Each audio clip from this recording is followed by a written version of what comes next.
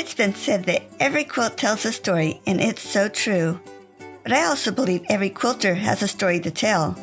I wanted to hear about the people behind these wonderful quilts and thought you'd enjoy hearing about their lives also. Welcome to A Quilter's Life. Sonia Spence is passionate about quilting and is inspired by colors, shapes, or ideas that pop into her head. She loves making her designs a reality and believes that nothing is impossible. I loved when she told me she didn't know she couldn't do it. What a great perspective.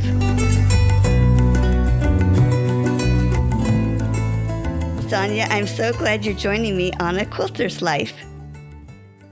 Hi, Paula. It's so nice to be here. Thank you so much for having me on. Where were you born and raised? Okay, so I was born just outside of London, in a little village in a place called Surrey, which I guess is sort of most renowned for sort of being near where the Queen or King now lives. And I lived there pretty much until I left university, really. So Surrey born and bred, and then went to university, and then from there headed on, lived in sort of Berkshire for a bit, and then Hitchin, sort of north of London, and then we moved west towards Wales. So yeah, travelled north slightly to the Midlands and then headed across. How exciting. I am so looking forward to someday getting to visit England, and it just is fun to picture where you've been. Oh, you should definitely come. There's so many lovely places to go, and obviously you need to go to London to visit Liberty. Oh, neat. Share a special childhood memory. There's a couple that I'd like to share. So the first one, the one that I hold dear is my mum, when I was younger, used to just give me absolute freedom to play. So sadly, I lost my mum in 21. And as a mum myself, now looking back, I don't really know how she did it, but she used to, for the whole of the summer holidays, she would set up a sewing machine for me on the dining room table and just let me play. And I used to have a project. So I'd want to make a bag. I'd want to just make clothes for my dolls or things like that. And I just used to come and go and play as I wanted to and make things. They never turned out particularly well. I remember making a bag to go to university. I spent ages measuring it all out. Completely at that time, didn't think about seam allowance, so it never fitted any of my notebooks. But I still used it anyway. I just carried all the big things and put all the small things in it. But I look back now and I always think that was very generous because it allowed me to just explore and investigate and play, and there was no pressure and no right or wrong, no having to tidy up at the end of the day. But now as a mum, I look back and I think, I don't know how she did it, because if the kids leave stuff on the table for more than 3 weeks, I'm like, what are you doing? The second one is with my dad, because my dad has a traction engine. It's a model, so it's a third full-size steam traction engine. And he's got milling machines and he makes all of the bits that he needs to build it. And I used to spend quite a lot of my childhood helping him out in the garage, sawing down rivets and all this kind of stuff. I'm looking at sort of technical drawings. And that now comes into play because I quite like making bags and accessories, and I can understand the drawings and kind of how it could go together and how it would work. So again, it was just having that freedom to play and explore and do things. And it's something I try to do with my kids, is just let them go at their own pace and sort of doing what they want to do. Oh, wow. That is such detailed work that you got to do with your dad. What a great connection with your mom and your dad. Yeah, it was very lucky. It was a lot of creative freedom. I think is important. Mm-hmm. After university, did you have a job? Yeah, I did. So I didn't actually know what I wanted to do when I left university. So I went for loads of different interviews at lots of different places. And the first job that I was offered was selling forklift trucks. And I didn't know that I couldn't do it. So I did that. And then I soon worked out I didn't enjoy that. But I did meet my husband doing it. So it wasn't a complete waste of time. And then after that, I kind of fell into it, really. I fell into doing insight management, which is working with sort of FMCG, so blue chip companies, the kind of companies you find in most shops like Walmart, I guess. So it would be Heinz, Interbrew, which is now Ambev, Pucker Tea. And I would work for them and I would analyse the data, find out how promotions were doing, what were the trends in the marketplace, how effective were promotions being, what kind of advertising should we be doing, market research, all that kind of stuff. And I did that for about 15 years. Wow. So you have to be an expert in that area. Bizarrely, I never liked maths at school. So, yes, it's important to understand data. I'm pretty good at Excel, but actually a lot of it is looking at kind of big picture stuff. So as well as kind of understanding what's going on at the sort of the tiny level of what's happening with this individual brand, it's correlating it back to what's going on in the wider environment. You know, what are the social trends? I mean, social media wasn't around as much when I was doing it, but that now would have a massive impact. When I was at Heinz, it would be things like the weather, because weather has a big impact on whether or not people are buying salad cream, for example, or soup. So yes, it's very big picture, but one of the things that I think is interesting about it, looking back now, is how many of those skills I use in what I do now. Because when you look at sort of the maths of it, you know, if you sit down and you've got a presentation full of data, people are like, oh, yeah, and they just instantly glaze over. It's a little bit boring. So it's around taking that information and presenting it in a way which is easy to understand, and it kind of lives with them and it makes sense. And when I then went on to write patterns and do things, that's always how I'm trying to do things, is how can I make it interesting? How can I make it easy to understand? And yeah, hopefully something that people can use and adapt. That's so important. And to have all that experience with that is so neat. Thank you. I think you may have already gone over where you live now. I now live in Gloucestershire, which is slightly above London. If you look at the UK from above, it's slightly above London, very close to the Welsh border. So it's across, yeah, we're about half an hour's drive and we're in Wales, which suits me because I love Wales. So, but yeah, we've lived here 10 years now and it's a beautiful part of the world. I feel very lucky to be here because it's somewhere that we always used to kind of come when we were going on holiday, and now we live here. So if we go to our local sort of food shop, when you go down, there's a certain point on the motorway where you can look across and you can see the Brecon beacons in the distance. And I'm always like, oh, look at that, kids, aren't we lucky to live here? And every day the kids are like, oh. But, you know, it's something I'm always grateful for and try not to lose that as well. Yeah. It's so funny. We can't just pass down those loves, but they'll probably come back later and like, oh, Mom, so glad you pointed those things out. Yeah, exactly. Hopefully. Sonia, is there anything else you wanted to share about your family? The only thing that came to me when I was looking at this was I'm very, very grateful to have a husband who's so understanding. I like to think it's not just me anyway. I think when you craft, it's not always easily contained in one small space. It normally spills out into a lot of areas of your life. In my case, quite a few rooms as well. And I think it's good to have a husband that is understanding of that. And over the years, he's actually learned quite a lot about quilting and dressmaking because I'll occasionally do dressmaking as well.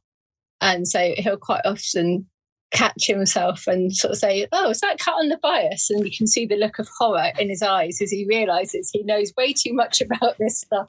But yeah, so that's good. And he's always someone that I value his opinion a lot on what I'm doing and his thoughts. So it's nice to have someone, even if he doesn't love quilting, he has an appreciation of it, and that helps.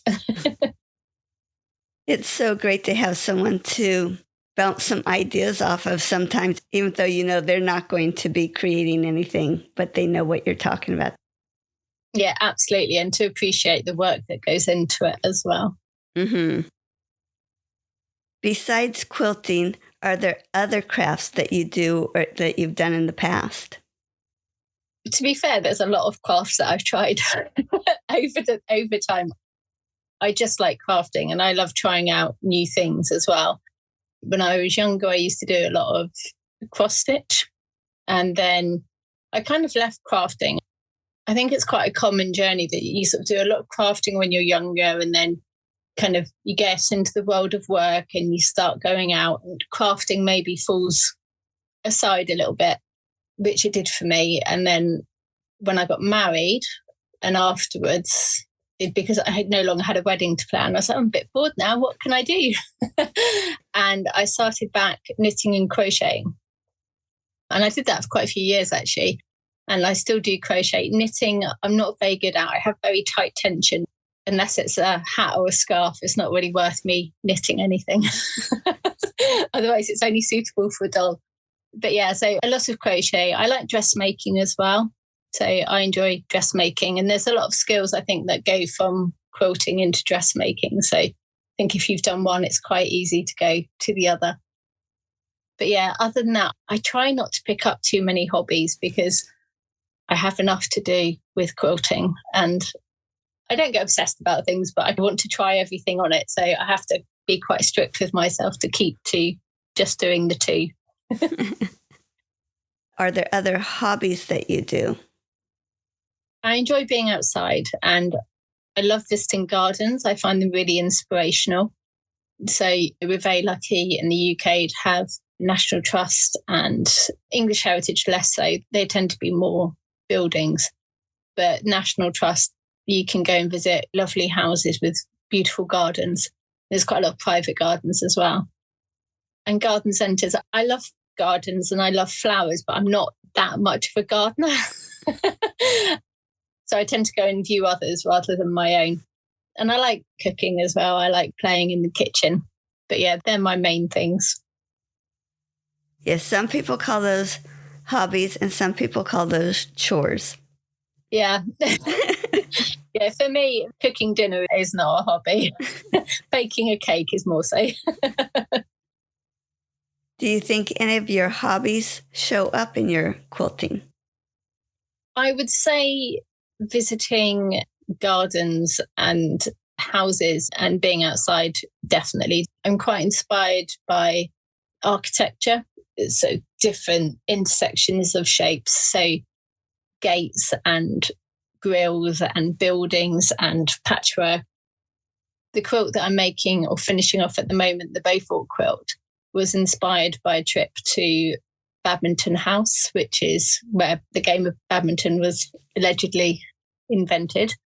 And we walked in, they had this massive orangery on the back of the house. It was a gorgeous day, blue skies, the perfect setting. And we walked in and there was this diamond trellis all the way up, surrounded by ornate Victorian windows, all of these beautiful flowers climbing up the trellis. And I walked in and I turned to my friend and went, oh, it's a quilt. I'm going to have to make that into a quilt. So, yeah, I get quite a lot of inspiration from being out and about, visiting and seeing things.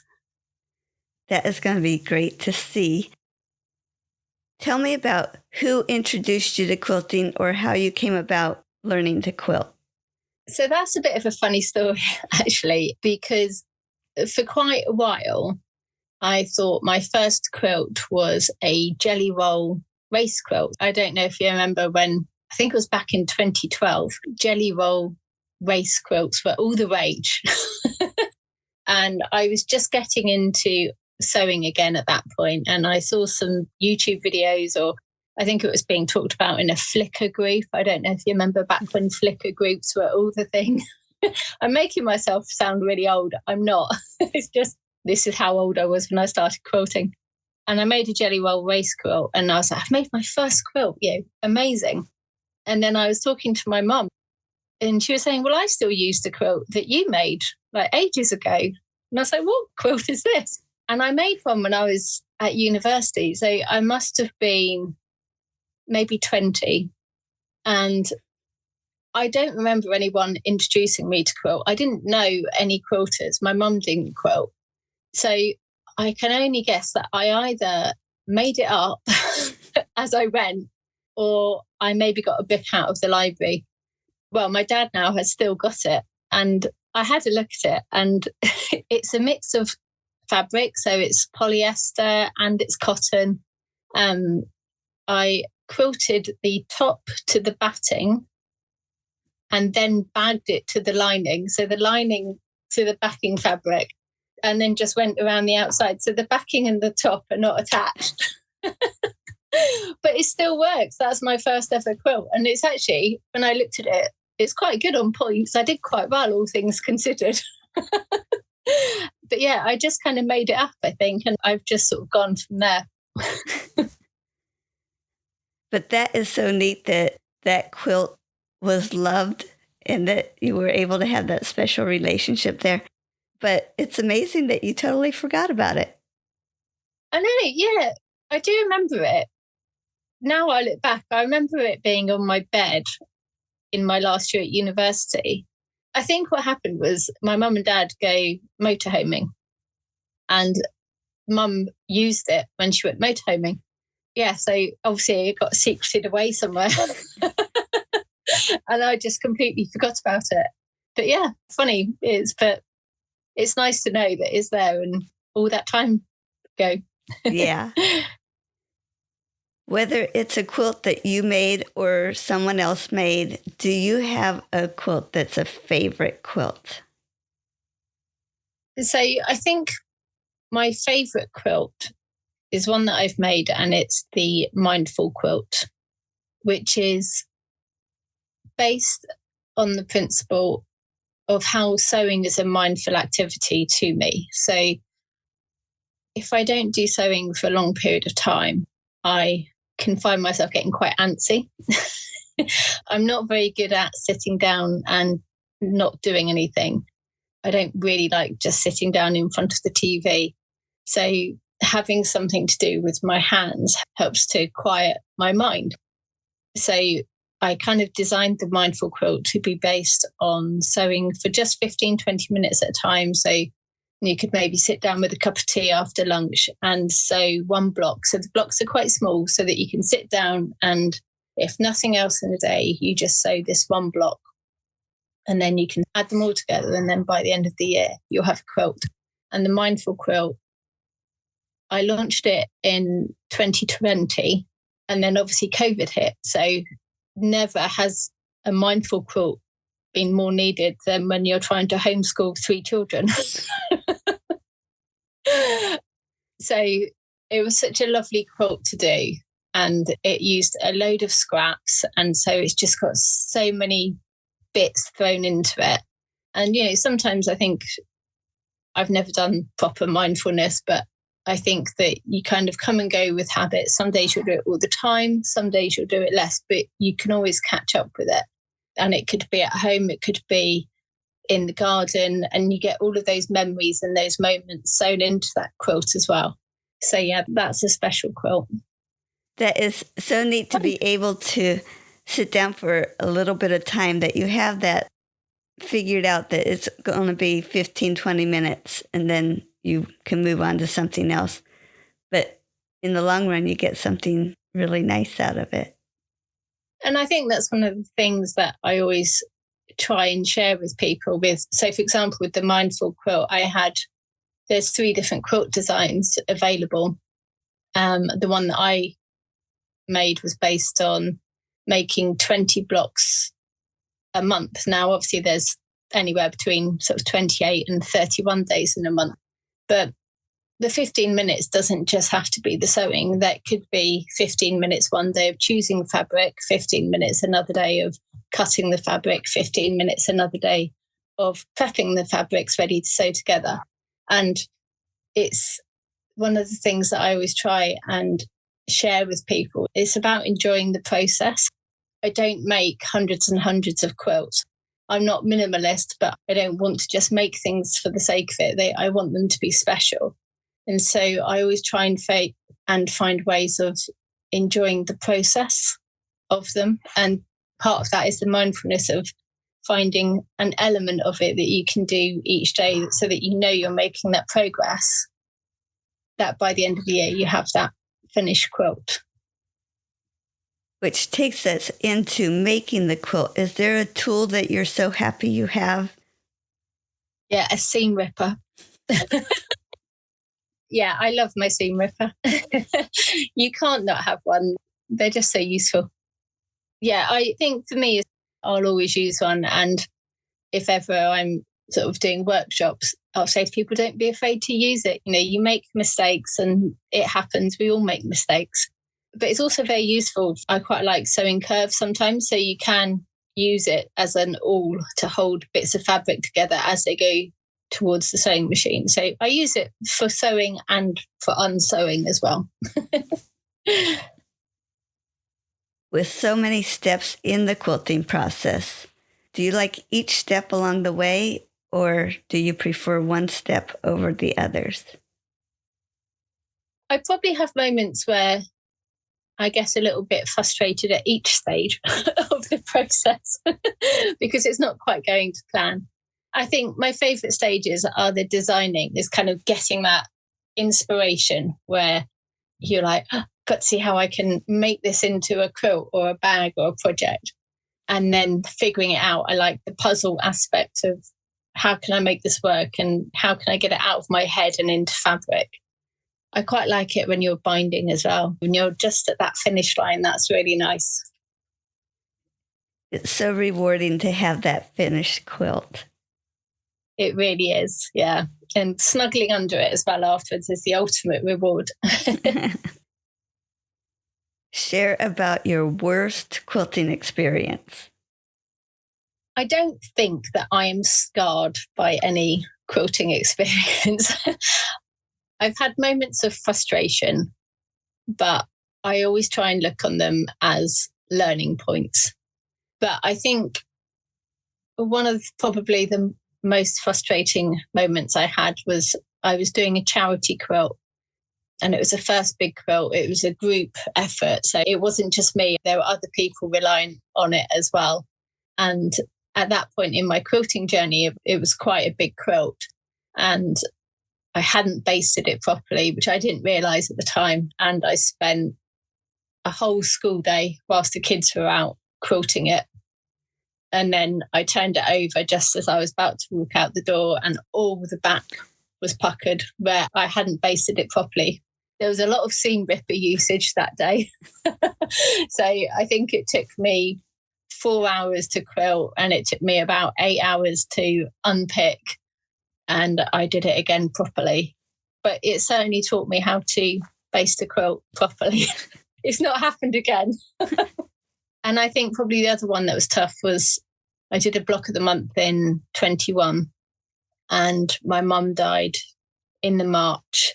And that was quite difficult, I guess, because I was going through the grieving process, kind of trying to get that quilt done. And the top is now done. And I haven't been able to bring myself to just get it finished.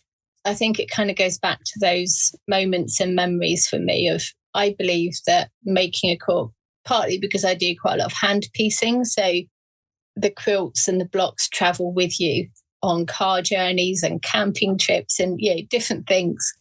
And so for me, there's quite a lot of emotions tied up and sewn into that quilt.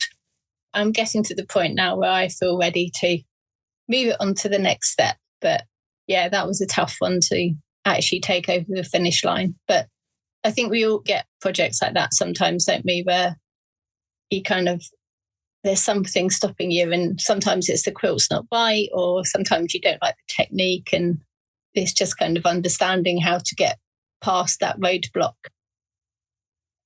It's amazing how much our emotions are tied up in our quilts. Yeah, definitely. There are so many opportunities and different things we can do. But what do you think brings you back to quilting rather than spending your time doing something else? Well, cleaning the house, I mean, it just gets messy again. The kids don't leave it clean at all. No, I think there's a couple of things for me with quilting. I think one is that it kind of comes back to that inspiration and the problem solving of wanting to see my idea come to life. And that's a really big thing for me. I think if I didn't do it, I don't know where else that energy would go. And also it comes back to that mindfulness. It helps me to relax. There aren't that many things that do that. So I think that's the biggest thing for me, is it's just relaxing. And also I think as I've gone on to kind of design patterns and do courses, I love seeing the progress that other people make as well. So people, I think, feel they can't do it. And I firmly believe that everyone has a quilt in them just waiting to come out. So that's kind of, I want them to see it into reality. Who do you usually make your quilts for? So mostly family and friends. As I said earlier, I am not a prolific quilter. I don't make hundreds of quilts. So the ones that I do make tend to be meaningful and special. I'll make more smaller items, bags, accessories, things like that. And those I'll gift to lots of people. And I've made them for my children's friends and things like that. But quilts, I'm a bit more fussy about. Feels wrong, but I've made quilts, and probably quite a few quilters I think can relate to this. So I hope they can, which is gifting quilts to people that don't necessarily appreciate them, which I've done a couple of times. And since then, if I'm not sure about it, I'll always check with someone if they want me to make it for them, because I don't want to put my time and energy into something that they then feel obliged to have. For example, my brother-in-law, when he was getting married, I asked them if they would like me to make them a quilt. And I asked them to kind of have a look through a book at the sort of style that they like and the kind of colours that they like, so that I can still surprise them, but it's with something that I know that they're going to use and love as much as I want them to, because I don't want to make a quilt that's just going to be guilty, that they feel they have to have. So how surprised were they with it? They loved it, yeah. I was cursing my brother-in-law halfway through though, because he's over 6 foot, so it had to be a huge quilt. Are you working on a special project right now? Yes, I have a few projects on the go. I'm not one quilt lady. So I am finishing off my Beaufort quilt, which is my block of the month from last year. So a lot of people that took part in the block of the month, they're finishing off their quilt as well. So I'm really excited to get that one done. I'm also working on a collaboration with some other quilty friends. So last year we did a sew a row quilt to celebrate the Queen's Jubilee. And we're doing another one this year, which is launching in May. And that's going to be on the English country gardens. So that's going to be fun. And then I've got another class in the works, which is for a kind of an improv curve and a plique cushion. That's one that I've made before. And it's just to encourage people to experiment and try different techniques, but on sort of a smaller, it's kind of like a maternity cushion. So it's sort of rectangular. So it's not too big. It's not too scary. You could make it bigger if you wanted to. So yeah, a mix and match of lots of different things. I'm always wondering if I should ask people that are quilt designers. Rather than what I asked you, I probably should be asking them, so how many projects are you working on right now? To be fair, I have a lot of projects, and I don't know if it's just me, but I have one project that is a camping project. So we haven't been camping for 3 years. So it hasn't seen the light of day for a while. But I have some projects I just keep for certain times. And I don't know why, but I do. So yeah, I have projects at different stages depending on what we happen to be doing at the time. So when your husband hears this, he'll know that you need to go on a camping trip next summer. My kids will be delighted. Share a quilting tip. So mine would be not to be afraid to experiment and adapt things to what you want to do. If there's a pattern that you like, don't be afraid to just give it a go and, try the technique as it's described. And if it's not something that suits you, try doing it a different way. There's so many different ways to achieve the same results. Don't feel that you're not capable of it. Just give it a whirl. That goes back to your statement that you said at the beginning, and I loved it, that you didn't know you couldn't do it. Yeah, absolutely. And until you try it, you don't know. And you've got to have a base point to start from, haven't you? Mm-hmm. Describe how you went from having quilting as your hobby to it becoming a business for you. This has kind of been a gradual thing, to be honest. And it's interesting because I first started my blog, when I first started getting into kind of crochet and knitting and then onto quilting, it was in the days of Flickr groups and Blogspot and blog hops and, blogs were diaries. So you just write, what I've been up to this week and everything else. And there's been quite a change over the last 5 to 10 years where it's now much more structured in terms of how you do a website and what you should include in things. And so I think I started off and I could see that some people were doing well or doing better than I was at the time.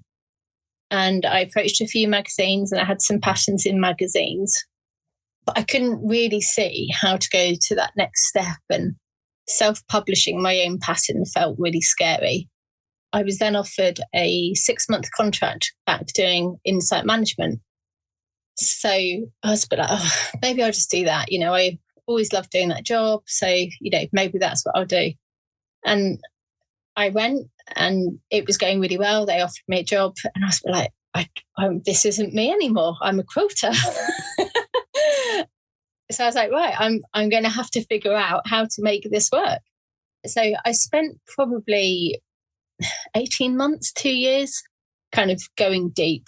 My research brain went into overdrive and, looking at all the different things, learning SEO and building my website, looking at the structure, how to do the patterns, how I could make income with advertising and affiliate marketing. I kind of went down into lots of things and went and pressed launch on my first pattern. So I officially launched in November 2017. So I wasn't very organised because it was November 2017 and my first pattern was an advent calendar. So I gave people about a week, I think, to make it, but it's proven to be a very popular pattern. So I shan't moan about it. But yeah, so it wasn't a straight journey. And I think some of that is because, there wasn't a lot of information back then. Whereas now there are a lot more courses and different things that you can do to learn and get going straight away.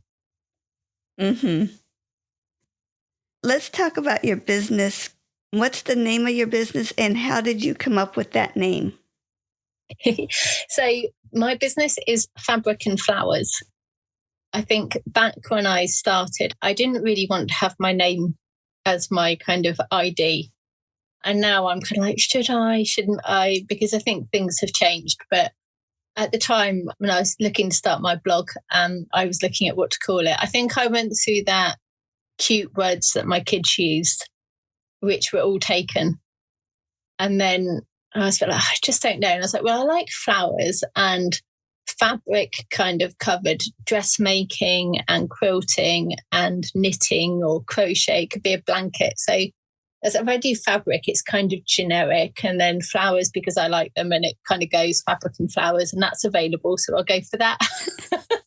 So it wasn't particularly scientific, but now I quite like it. I don't think I'd change it. So I have added my name underneath it though, just so that there's a little bit more. It's Fabric and Flowers by Sonia Spence. So. Well, it's such a pretty logo, and it brings in your hobby of looking at flowers. So that is cool. Indeed. Tell us about your Quilting Theory series. I don't know if you have it in America, actually. Do you have theory tests in America for driving? I don't think it's called theory test, but we do have the permit time where you have to practice, and you have to take a test to get your permit, and you have to take a test to get your driver's license. Okay, so here in the UK, you have to do a theory test, which is a multiple choice computer test, where you have to prove that you know what all the traffic signals mean and everything else. And I was thinking about quilting and kind of going, there are so many things that you could learn about quilting before you actually need to pick up needle and thread. So that quilting theory was my quilting equivalent of the driving theory test. So it's just all the information. I remember when I first started, what do all the acronyms mean? Why should I have this? What's all the different pre-cuts?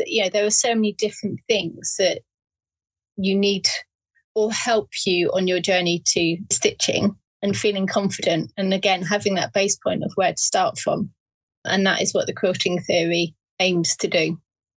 So that not only described that, but you gave me a little lesson in some language in England. Some of our quirks. Yeah, it sounds like we have the same thing, but we just call it a test.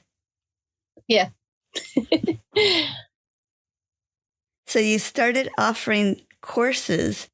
How exciting was it when that first person signed up? It was so exciting. It's probably going to sound a bit woo, I don't know, but every time I have a sale, I close my eyes and I say thank you. I'm always grateful for the people that believe in my patterns and kind of want to go ahead to them. But yes, my first course was a block of the month. So I started off, well, it depends on kind of what course you want to talk about, because I think people think about courses as videos maybe. So my first block of the month was a digital course where you just got a PDF each month. And I then went into doing block of the months with videos. Yeah, I mean, there's a lot of work that goes into setting up these things. I mean, I'm guessing that you find it with the podcast, there's all the behind the scenes stuff that you need to learn. So the learning curve was steep, but you soon get used to it. But yeah, I always love it when people choose to invest their hard-earned money with me to kind of do my things. And I hope that they get a lot out of it. Mm-hmm. So your first pattern was the Christmas Advent calendar, right? Yes. Do you remember when the first person bought that pattern from you? I do. The pattern was something that I'd had in my mind for ages. So I've got 3 children and my middle one has a dairy allergy. So you can't always get chocolate calendars easily. And I looked at making them, but all the Advent calendar patterns or panels that I saw were for one child. And we haven't got a house big enough for 3 Advent calendars hanging on the wall. So I wanted to design one calendar which had big pockets that expanded. So that was the calendar that I designed. So I sort of spent ages designing it and making up my samples, and I launched it and sort of eagerly await. And I think I put it onto Etsy. And for anyone that doesn't know, if you have an Etsy shop and you have the app on your phone, when you make a sale, it goes cha-ching. And that first cha-ching was like, oh, someone's bought my pattern. So yes, that was exciting. And even now, I still get the same thrill. When someone buys my pattern, I love it. So yeah, it's always nice. It's such a great feeling to be able to share that with them. You know how much you enjoyed making the pattern, and to know that somebody loved it enough to buy it. Yeah. And I think reviews as well. I think when people are kind enough to take the time to leave a review on your item, and especially if they include photos and you can see how they've done it. I quite often get people sharing pictures of their advent calendars that they've made for their grandchildren, and it's just like, oh, look. So yeah, I love it. It's amazing. Yeah, reviews are so much fun. Yeah. So was it surprising or just exciting when you saw a pattern you designed, but it was made by someone else? It's lovely. And one of the things I've kind of already shared, but I always like to adapt things. Yeah, I always encourage people to try different ways of doing things. And when I'm making things, quite often I'll think of 3 different ways that I could do it. And so in my patterns, I tend to include different options. So, if you're making a bag, you could do it with this, without this, or with this little bit, or with that little bit, to encourage people to make their own adaptations to them. And so I love it when people post things and I can kind of see what they've done. And sometimes people add things on and I'm like, why didn't I think of that? That's an amazing idea. So yeah, I love it when people share what they've done and how they've added their own tweak. So that's really nice. Is there anything else you wanted to share about your business? I love having my own business. It's such a fun thing to do. I like the challenge of it. I like learning new things, doing different courses and everything else. But I think the one thing that I maybe didn't appreciate fully is that it can be quite lonely sometimes when you're working by yourself. You can be sort of in your own bubble. And if you're not careful, you can be looking online and perceive that everyone else is doing so much better than you and doing all these cool, amazing things. And what are you doing? But sometimes you can be that cool, amazing person to someone else. Again, it all comes back to having that base point and who you're looking at yourself against.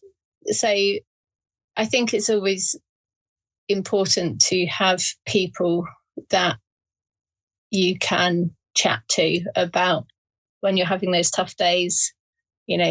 Customers, every now and then you'll have funny customers and, sometimes it's valid. I always think that with criticism, it's how can you improve it? Is there anything in there that you can improve going forward? Sometimes it's not always necessary and maybe people are just being a bit grumpy. And it's nice to have people that you can chat to about that and get their thoughts. So my advice would always be to have a group. If you can, create a network of people that you can talk to about things. And actually, I launched a Facebook group last year just so that if people want to come in and chat to me or other people about stuff, that they can do that, because it can be a little bit lonely sometimes. And I think it can be a bit overwhelming as well. A bit like that when I did a year, 18 months, whatever it was, of research. There's quite a lot of stuff to learn. And so knowing where to look can be tricky. Mm-hmm. And Sonia, share where we can find your business. So I can be found as Fabric and Flowers on Instagram and Facebook. And my website is fabricandflowers.co.uk. Great. Sonia, thank you so much. I so appreciate having you visit with me and getting to hear your story on A Quilter's Life. Thank you, Paula. It's been a pleasure. It's been my first ever podcast as well. So thank you for helping me through this experience. It's been really good fun. Bye-bye. Bye.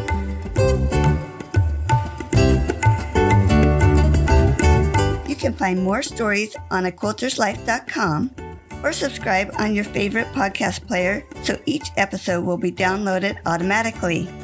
Also, I want to hear about you and your wonderful quilts. Please contact me, Paula Chamberlain, through the website to set up an interview. And as always, thanks for listening.